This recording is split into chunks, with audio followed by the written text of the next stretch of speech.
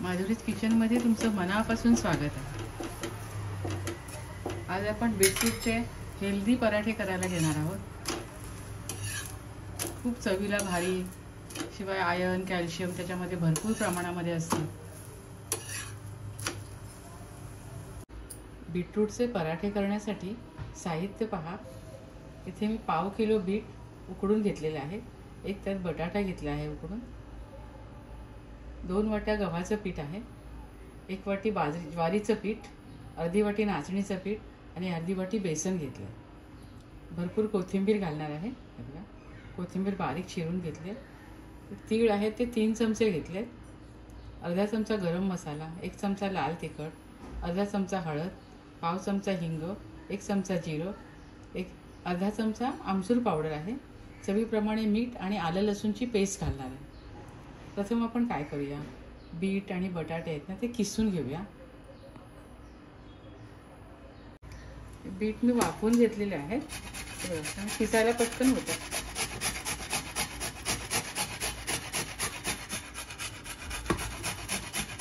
पटकन किसलं जातं।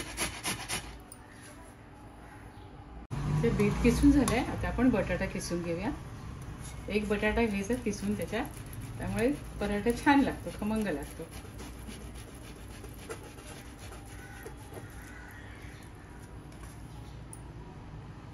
इथे आपला बटाटा किसून झालाय।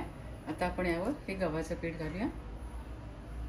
2 वाटी गव्हाचं पीठ आहे हे बघा।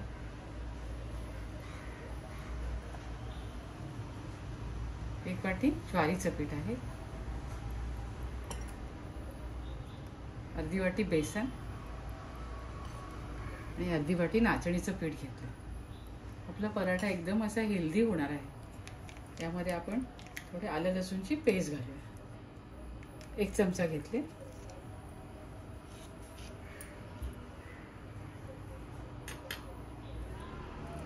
चवीप्रमाणे मीठ घालूया। आता आपण आपले मसाले घालूया। याच्यामध्ये हळद घालूया,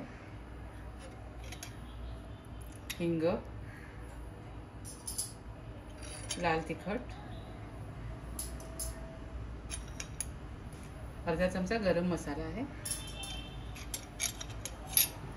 हे आमचूर पावडर आहे,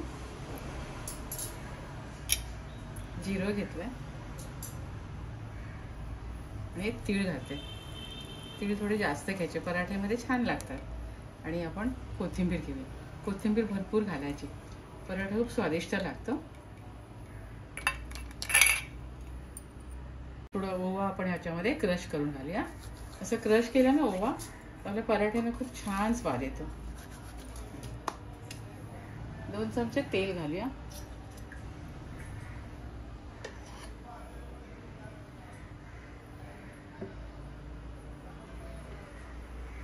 आणि हे सारं आपण मिक्स करून घेऊया। आपल्याला गरज वाटली तरच पाणी घालायचंय। आधी सगळं मिक्स करून घ्यायचं व्यवस्थित।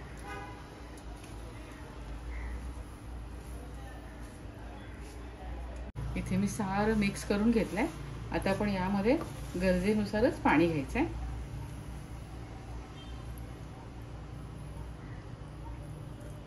थोडं थोडं पाणी शिंपडायचं, एकदम पाणी नाही घालायचं।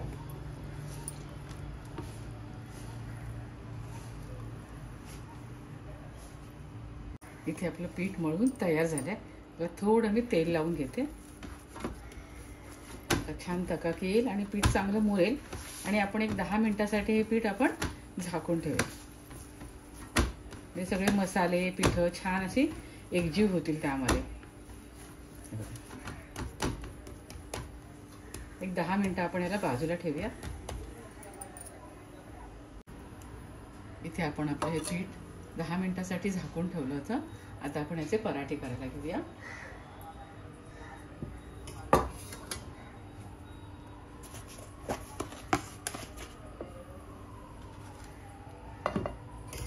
लहान मोठे आवडीप्रमाणे तुम्हाला चौकोनी त्रिकोणी कसे हवेत ना तसे तुम्ही करू शकता।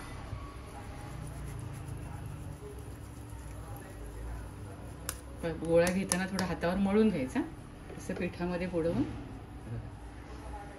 पराठा लाटायला घ्यायचा।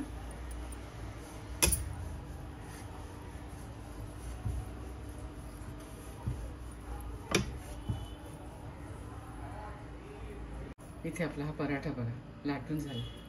हे बघा पराठा इतका जाडीचा हवा.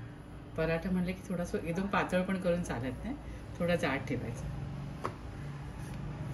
आता मी हे पराठे शेकायला घेते. इथे मी तवा तापत ठेवला आहे. पराठे शेकताना थोडं तव्याला तेल लावून घेते. मग तव्याला पराठा चिकटत नाही, छान शेकला जातो.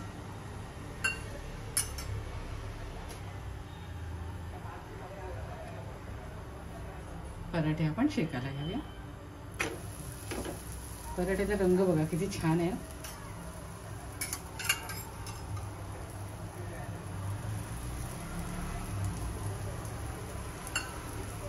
सुंदर दिसतोही आणि हेल्दीही झालाय. त्यात बघा सर्व प्रकारची मी पिठं घातली आहेत. मिश्र पिठं आहेत, शिवाय बीट आहे, मसाले आहेत. त्यामुळे खूपच चवीला भारी झालाय पराठा.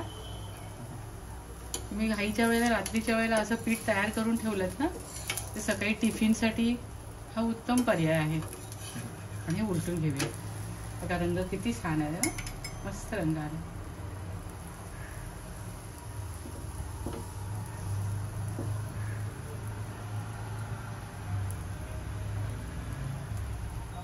असं छान खरपूस पराठा शेकून घ्यायचा. बघा मस्त झालाय ना, खूप भारी झालाय आपला पराठा. इथे छान शेकून झालाय. आपण काढून घेऊया.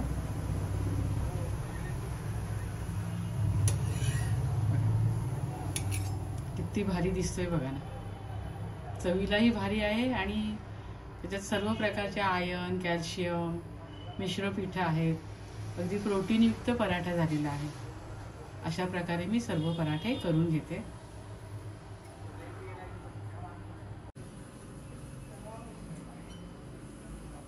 इथे छान खमंग, रुचकर आणि शिवाय हेल्दी असे बीटरूटचे पराठे मी केलेले आहेत. खूप भारी झालेत चवीला. तुम्ही सुद्धा अशा प्रकारचे पराठे करून खात राहा, आनंदी राहा, स्वतःची काळजी घ्या आणि माझे व्हिडिओ पाहत राहा. शेअर करा, लाईक करा, आठवणीने सबस्क्राईब करा. धन्यवाद.